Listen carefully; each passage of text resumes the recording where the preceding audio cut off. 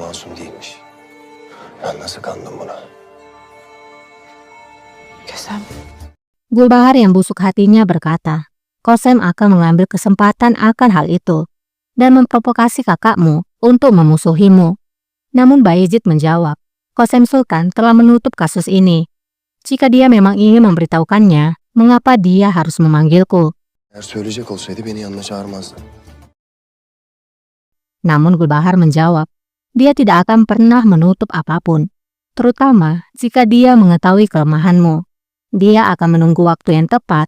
Ketika kamu tidak menduganya, maka dia akan mengejutkanmu. açığını bulmaya görsün. Hiç ummadığın bir anda gafil avlar seni.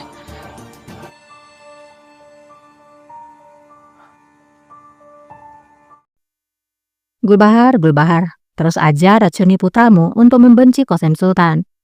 Malam harinya, putri dan raja sedang berjalan di luar istana. Beni yanında getirmekle ne iyi ettin? Ölümle cezalandırılacak. Putri lalu berbicara, terima kasih karena telah membawaku bersamamu. Aku sudah lama tidak meninggalkan istana. Siapapun yang tidak mematuhi peraturan, maka akan dihukum mati. Bukankah begitu? Raja pun mengangguk. Putri berkata, apa yang terjadi di ruangan pamanmu Murad? Apa yang diberitahukan padamu, sehingga kamu membuat keputusan seperti ini? Raja menjawab, pamanku adalah gambaran dari apa yang telah aku derita di masa lalu. Aku tidak akan pernah membiarkan masa lalu kembali terulang. Kebakaran ini bukanlah bencanaku. Bagaimana dengan Atike? Kamu tidak membiarkan dia sendirian kan? Putri menjawab, aku selalu bersamanya. Tapi perasaannya pada Silahtar membuatku menjadi takut. Malam pada saat kebakaran itu, dia ingin mengambil nyawanya. Dia meminum racun. Sangat kebetulan aku menyadarinya dan membuatnya muntah. Pada saat yang sama, Raja melihat seorang pria berjalan sendirian tanpa lentera. Dan Raja pun memanggil pria itu, kemudian bertanya, Tesadüfen fark ettim de kusturdum.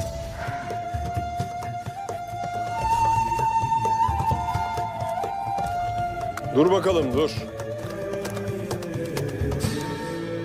Sultan Murad'ın yasaklarından haberin yok mu? apakah kamu tidak tahu mengenai larangan Sultan Murad? Beraninya kamu berjalan tanpa lentera saat malam hari. Pria itu pun menjawab, oh ayolah, jadi bagaimana jika aku keluar tanpa lentera? Aku kan tidak membunuh seseorang, dan Sultan Murad tidak akan melihatku. Dia pasti sedang bersenang-senang di istananya. Sultan Murat nereden görecek şimdi beni? Sarayında keyif çatıyordur o zalim. Resoysuz. Ne mal? Raja menjawab, kamu bajingan. Bagaimana kamu tahu dia bersenang-senang? Mungkin dia berada di hadapanmu. Pria itu pun segera sadar mendengar perkataan Raja. Ia pun segera menunduk. Tam karşındadır. Hünkârım siz... Ağlar. Raja lalu memanggil Aga dan meminta mereka memberikan kepala pria itu. Perkataan Raja sontak saja membuat Putri dan Kemenkes terbelalak, tidak menyangka. Hünkârım yalvarırım yapmayın. Pria itu pun memohon, Raja maafkan aku mohon, aku adalah putra dari seorang imam. Aku sedang membawakan makanan untuk ayahku di masjid. Tepat di sana, aku tidak membawa lentera karena jaraknya yang dekat.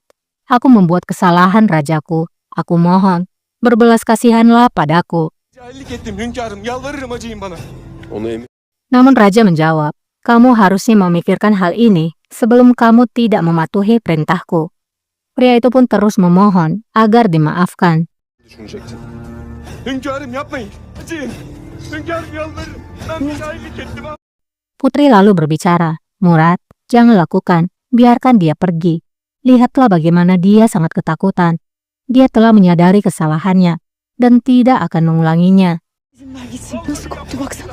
Hatasını anladı bir daha ya. Üzerine vazife olmayan işlere karışma. Namun Raja menjawab, jangan ikut campur urusanku. Jangan. Putri hanya bisa terdiam. Pria itu terus memohon agar dimaafkan dan tidak dibunuh. Hünkârım ne olur. Ne olur acıyın bana hünkârım. Namun perintah itu tak bisa diganggu-gugat. Pria itu pun dipancung tepat di hadapan sang putri. Bir daha yapmam. Hünkârım hayır. Fare Sultan'ı saraya götürün. Setelah pembantaian itu, Raja pun menyuruh penjaga untuk membawa Faria kembali ke istana.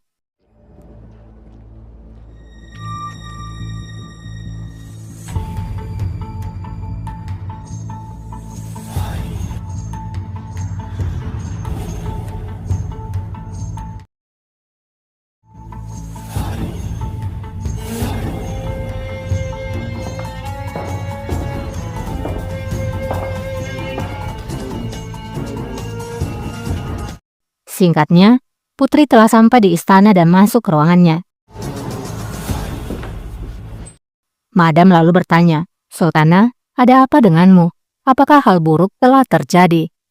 Putri pun bercerita, "Murad memerintahkan kematian kepada seseorang yang telah melanggar hukum di depan mataku. Aku mencoba menghentikannya. Aku mengatakan jangan, tapi matanya sangat dingin dan kejam. Aku tidak pernah melihat dirinya seperti itu." Madam menjawab, "Sultan Murad adalah penguasa. Jika dia melarang sesuatu, maka itu dilarang sultanaku. Itu bukanlah tugas kita untuk berargumen ataupun menghentikannya. Itu juga bukan tempat kita." Putri menjawab, "Dia seperti kehilangan dirinya setelah apa yang terjadi. Aku takut dia akan tertimpa beban ini dan kehilangan hati nuraninya." Madam menjawab, "Jangan khawatir. Bu yükün altında ezilip vicdanını kaybetmesinden korkuyorum. Endişe etmeyin.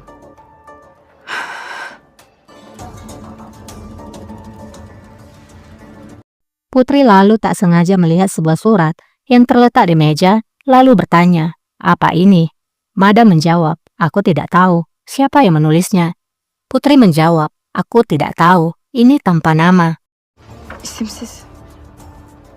Mereka menulis bahwa Gulbahar Sultan melakukan sesuatu hal yang rahasia.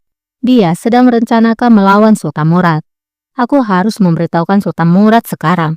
Madam menjawab, "Sultana, kamu tidak harus mengambil keputusan tergesa-gesa. Jika kamu menuduh seorang sultan tanpa memastikannya, maka kamu akan dalam masalah." Sultanı itham ederseniz başınız derde girer. Kembali kepada Raja. Raja berbicara pada Kemenkes. "Aku akan pergi ke bursa untuk berburu esok pagi, Kemenkes. Kamu juga akan ikut. Aku ingin melihat apakah laranganku diberlakukan di Anatolia." Kemenkes pun menjawab, "Sesuai keinginanmu, Rajaku. Tapi maafkan aku. Aku tidak yakin apakah ini baik bagimu jika kamu meninggalkan ibu kota sebelum memastikan istana, karena Silahtar juga telah pergi." Raja menjawab, "Aku akan memberitahukan detailnya. Mehmet Pasha, aku menunjukmu sebagai penjaga ibu kota. Selalu waspada. Kamu bertanggung jawab untuk keselamatan istana dan keluargaku." Emniyetinden sen mesulsün. Yüce padişahımızındır.